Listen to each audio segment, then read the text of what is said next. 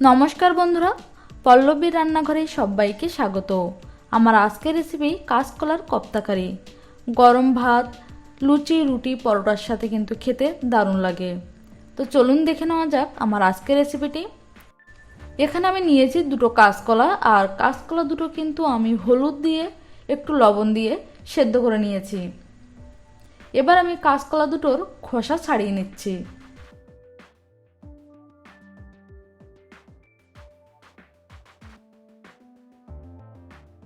দুটো কাঁচকলার খোসা আমি ছাড়িয়ে নিয়েছি।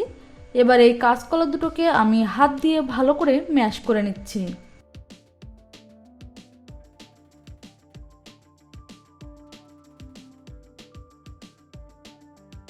তো এখানে আমার কাঁচকলা দুটো কিন্তু ভালোভাবে ম্যাশ করে নেওয়া হয়ে গেছে। এবার আমি এর মধ্যে দিয়ে দিচ্ছি একটা ছোট সাইজের কুচনো পেঁয়াজ, একটা কুচনো কাঁচা লঙ্কা, আধা চা চামচ কুচনো আদা, আধা চা চামচ গোটা জিরে, আধা চা চামচ ধনের গুঁড়ো, আধা চা চামচ শুকনো লঙ্কার গুঁড়ো, আধা চা চামচ হলুদের গুঁড়ো, স্বাদ অনুযায়ী লবণ, আর দিয়ে দিচ্ছি এখানে আমি 3 বড় চামচ বেসন। প্রথমে আমি 2 বড় চামচ বেসন দিয়ে দিচ্ছি, তারপরে সব কিছু ভালো করে মিশিয়ে নিচ্ছি। বেসন আর বাকি সব কিছু একসাথে মিশিয়ে নেওয়ার পরে যদি প্রয়োজন হয় তাহলে আরও 1 বড় চামচ বেসন অ্যাড করে দেব।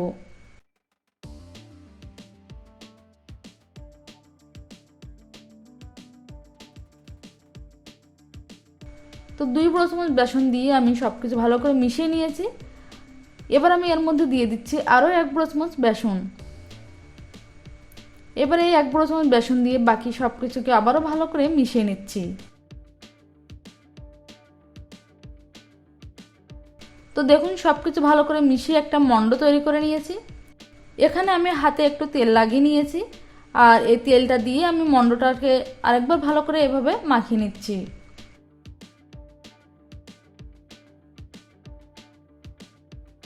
এবার এই মণ্ড থেকে আমি মিডিয়াম সাইজের বল তৈরি করে নিচ্ছি। কোপ্তা আপনাদের পছন্দ অনুযায়ী বড় বা ছোট করে বানিয়ে নিতে পারেন। এভাবে হাতে তেল লাগিয়ে যদি কোপ্তা বানিয়ে নেওয়া হয় তাহলে কিন্তু কোপ্তার শেপটা খুব ভালো আসে।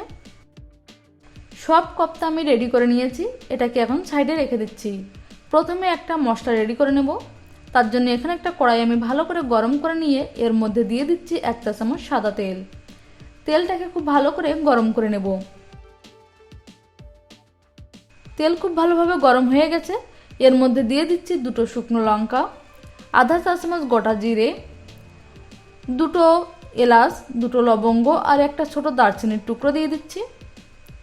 এবার এই সব গোটা মশলাগুলোকে আমি কয়েক সেকেন্ডের মতো ভালো করে ভেজে নিচ্ছি।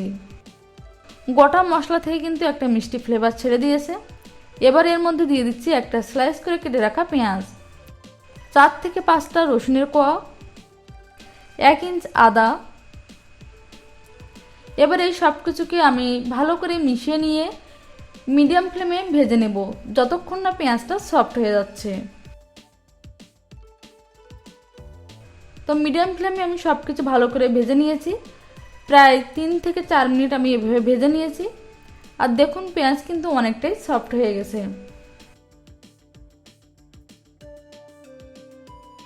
এবার এগুলোকে আমি একটা মিক্সিং জারের মধ্যে দিয়ে দিচ্ছি।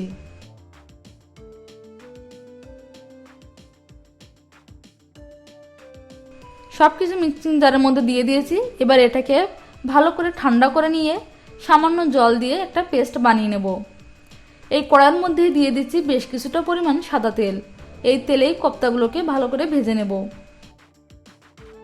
তেলটাকে খুব ভালো করে গরম করে নিতে হবে।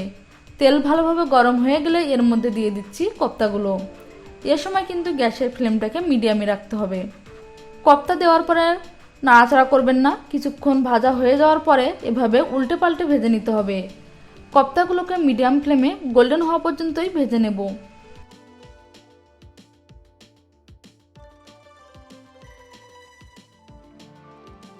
তো কোপ্তাগুলো কিন্তু গোল্ডেন কালার হয়ে গেছে। এবার এই কোপ্তাগুলোকে আমি একটা প্লেটে তুলে নিচ্ছি। সব কপ্তা আমি তুলে নিয়েছি। এখানে 2 বড় চামচ সাদা তেল রেখে আমি বাকি তেলগুলো কিন্তু তুলে নিয়েছি। এই তেলের মধ্যে দিয়ে দিচ্ছি 2 শুকনো লঙ্কা, একটা তেজপাতা, আমি তেজপাতাটা ছেড়ে দিচ্ছি, 1/4 চা চামচ গোটা জিরে, 2 দারচিনির টুকরো, আর দিয়ে দিচ্ছি 2 ছোট এলাচ, 2 লবঙ্গ। এবারে এই গোটা মশলাগুলোকে আমি কয়েক সেকেন্ডের মতো ভালো করে ভেজে নিচ্ছি। এবার আমি গ্যাসের ফ্লেমটাকে লো করে দিয়ে এর মধ্যে দিয়ে দিচ্ছি আধা চা চামচ শুকনো লঙ্কার গুঁড়ো, আধা চা চামচ হলুদের গুঁড়ো। একটু নাড়াচাড়া দিয়ে এর মধ্যে দিয়ে দিচ্ছি যে মশলাটা প্রথমে পেস্ট করে রেখেছি সেটা।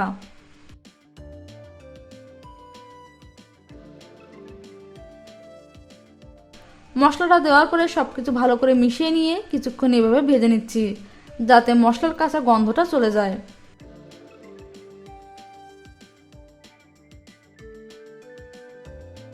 তো দেখুন মশলাটা আমি খুব ভালো করে ভেজে নিয়েছি।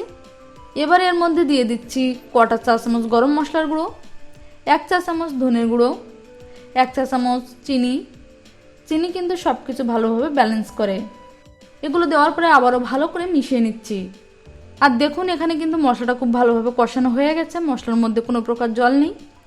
এবার আমি এর মধ্যে দিয়ে দিচ্ছি একটা টমেটো বাটা, সাথে দিয়ে দিচ্ছি স্বাদ অনুযায়ী লবণ। সব কিছু দিয়ে ভালো করে আবারও মিশিয়ে নিচ্ছি।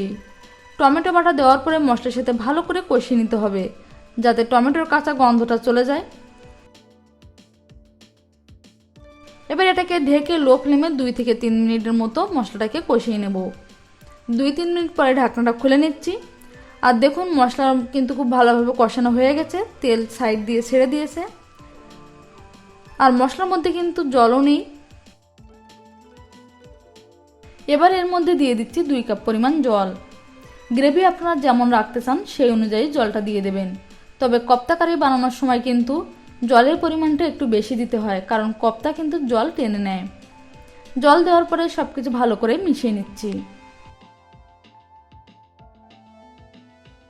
সব কিছু ভালো করে মিশিয়ে নেওয়ার পরে গ্রেভির মধ্যে একটু ফুট আসতে দেব। দেখুন গ্রেভির মধ্যে ফুট এসে গেছে। এর মধ্যে দিয়ে দিচ্ছি ভেজে রাখা কপ্তাগুলো। কপ্তা দেওয়ার পরে সব কিছু ভালো করে আবারও মিশিয়ে নিচ্ছি। এবার এটাকে ঢাকা দিয়ে মিডিয়াম ফ্লেমে 5 মিনিটের মতো হতে দেব। 5 মিনিট পরে ঢাকনাটা খুলে দিচ্ছি। এবার এর মধ্যে দিয়ে দিচ্ছি কুচনো ধনেপাতা। ধনেপাতা দিয়ে সব কিছু ভালো করে আবারও মিশিয়ে নিচ্ছি।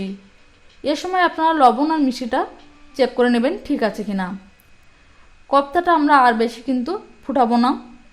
গ্যাসের ফ্লেমটাকে বন্ধ করে দিয়ে এটাকে ঢেকে স্ট্যান্ডিং টাইমে 2 থেকে 3 মিনিট রেখে দেব।